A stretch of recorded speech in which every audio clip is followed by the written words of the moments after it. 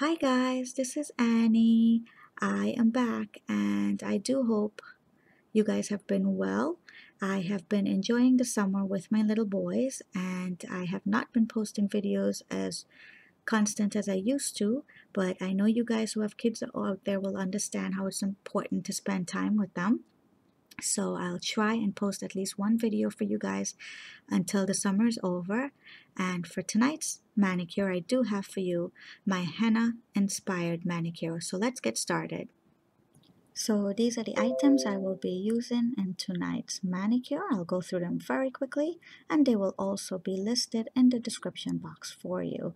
So here I have my little roller tape brush that I usually use to clean my stamper, some acetone nail polish, my top coat, my two base coats, my stamping polish, a scraper, a stamper, my jewels or your studs, whatever you have, my stamping plate at the bottom, and for my tools, I have my wax pencil that I usually use to pick up my studs with. I have some cotton on my cotton cord. I have a cleanup brush and my tweezer. So now that we have everything ready, let's get started. Alright guys, so here I am. I have already gone ahead and painted my base color, and the color that I've chose to use tonight was Metallic Mango by Klean Color, and this is one very thick coat of that color and it's thoroughly dried. And the next thing we're going to do is we're going to splotchy it up a little, and that is just going to bring out a little pattern in the base of the color before we go ahead with our stamping. And the color I am going to highlight this metallic mango with is actually called metallic yellow, also from Klean Color. So for this part, you're going to need to have a little tweezer and a piece of plastic wrap, or if you have some type of plastic bag, that'll be fine. Just chop a little piece off and then go ahead and ball it up as tight as you could, but do not smoothen it. We want it to be a little bit jaggedy over here. That's the whole part of the plastic that will give you the design on your nail. So once you have that, go ahead and fit your tweezer in. Just, grab it like that and make sure it's nice and secure. But again, do not smoothen the plastic out, just have them a little bit jaggedy because that's what's going to make the imprint on the base color here. You can either do this two ways. You could either take a drop of the nail polish and put it on a plate or something that you can dip this into, or I just like to go ahead and polish the plastic with the brush like such. Just go ahead and take the brush and pass it right on the plastic like that. And once you have a little part of that in there, go ahead and take that and just go in and splotchy it in a little bit all around, but not too much because you don't want to cover that base color. So as you could see, it kind of made a marble out of it, and that's what we're looking for. I'm not going to put too much of this yellow because I don't want to hide that almost burnt orange color at the bottom. So go ahead and continue doing that for the next 4 nails.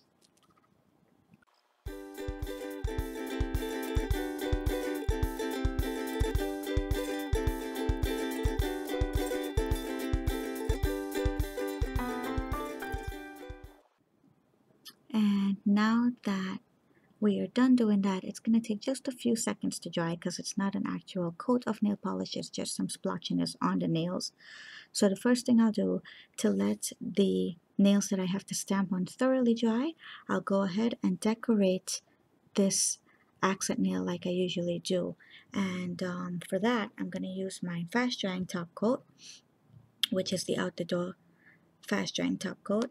And I have tonight, I'm using gold nail studs, and one of my favorite tools to pick these little guys up is going to be my wax pencil. If you don't have one of these, go ahead and grab a tweezer. So I'll go ahead and apply one generous coat of that fast drying top coat onto my nails, and I want to make sure this is nice and thick because I want those studs to go in there and really get stuck to that nail. So at this point, I'll take my studs and apply them right across the nails, and you can do this design however you choose. I just happen to like this particular one tonight. And tap them in. You know, make sure they're secure into that nail polish. Give them a gentle tap or a push down, whichever works. And just make sure that they're nice and secure into that nail polish. And once you have them in, we'll go ahead again and top coat this nail one more time with a nice thick coat of that top coat again.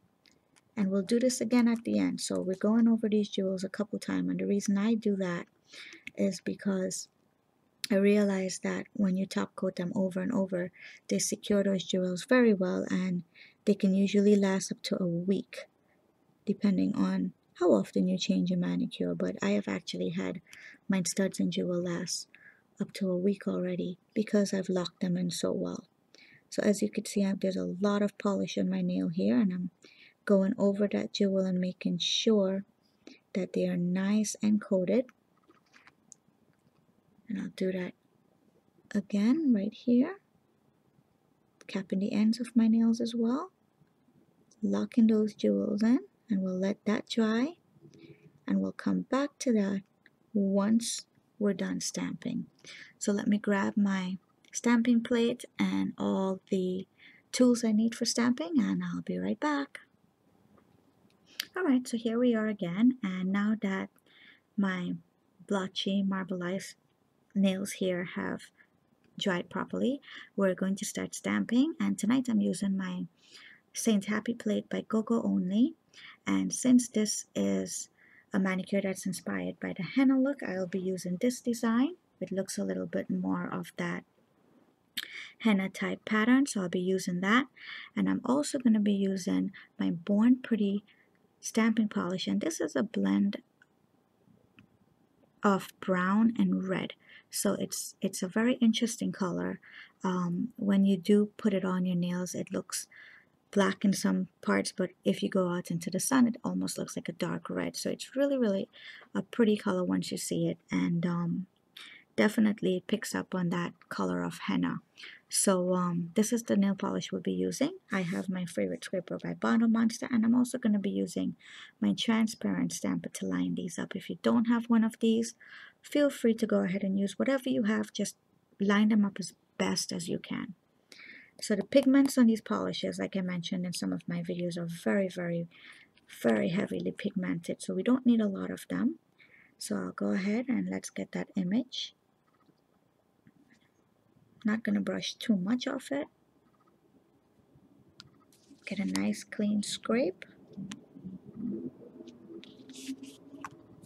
Pick my image up.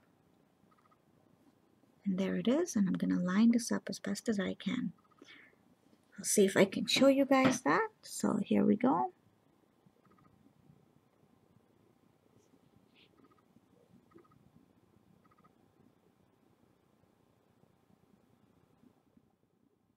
And then I'm just going to press down and roll it on.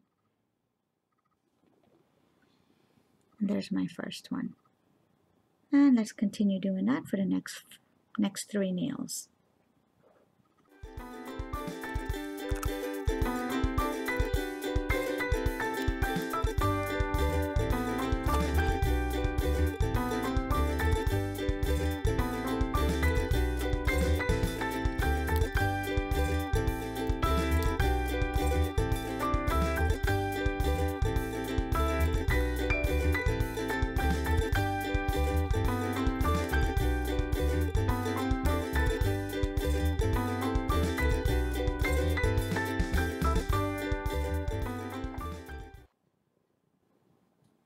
Alright guys, so now that we are done with the stamping, we can go ahead and apply our top coat. But first, if you're using liquid latex or the peel of any sort around your nails, this is the best time to take it off, because these images that are printed on these peel or latex that you have, they can flake out and fall back onto your top coat. So now will be the best time to do that before you go ahead and apply your top coat. So I'm going to do that quickly, and I like to do it starting from the tip and moving it around. In that case, nothing falls back on the nail, or at least we can try and prevent that. So I'll show you one, and then we'll fast forward through the rest of them. So as you could see them breaking off. That's what we have to do this first, so it doesn't fall back onto the top coat, because once that gets stuck on your top coat, then you would ruin the manicure that you worked very, very hard on. And you can just go in and dust out whatever little remnants there is around there. So let me continue doing that for the next couple nails.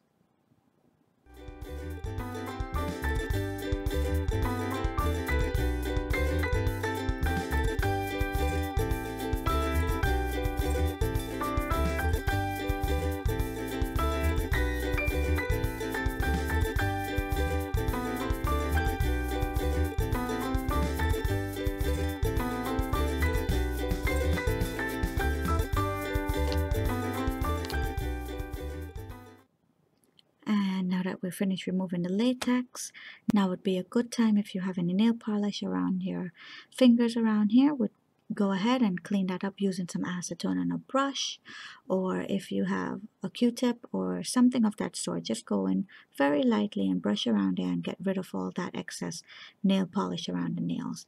Tonight I was lucky, I don't have any mess, so we'll go on to go in and applying our top coat. And I'll start from the pinky, and I do like to make a point in saying, when you top coat over your stamping image, if you have a nice thick top coat, that really helps.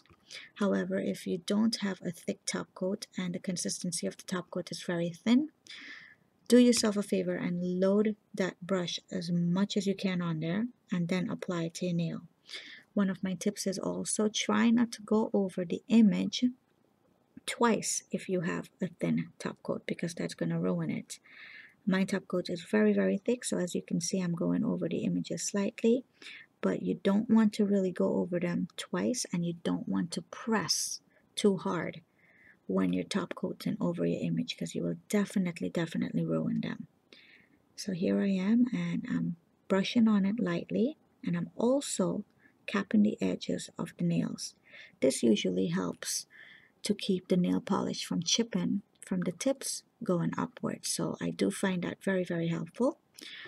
So I suggest you do that. And again, I can't really stress on telling you how generous to be with the top coat over your images, because you don't want to ruin them again after you've worked so hard on them.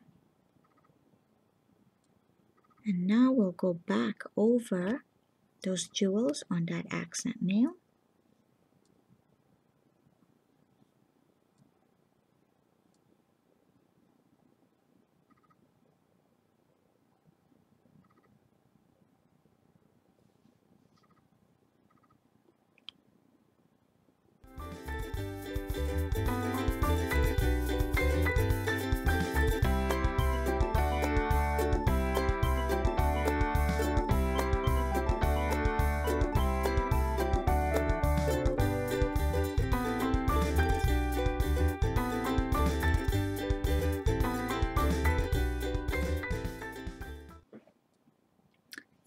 That's it, guys. This is my henna inspired mani. I do hope you guys enjoy my video tonight, and as usual, if you have any questions, feel free to write to me. I'll answer them as best as I can. And don't forget to subscribe for my upcoming videos as well. Thanks for watching, everybody. Have a good night. Bye bye.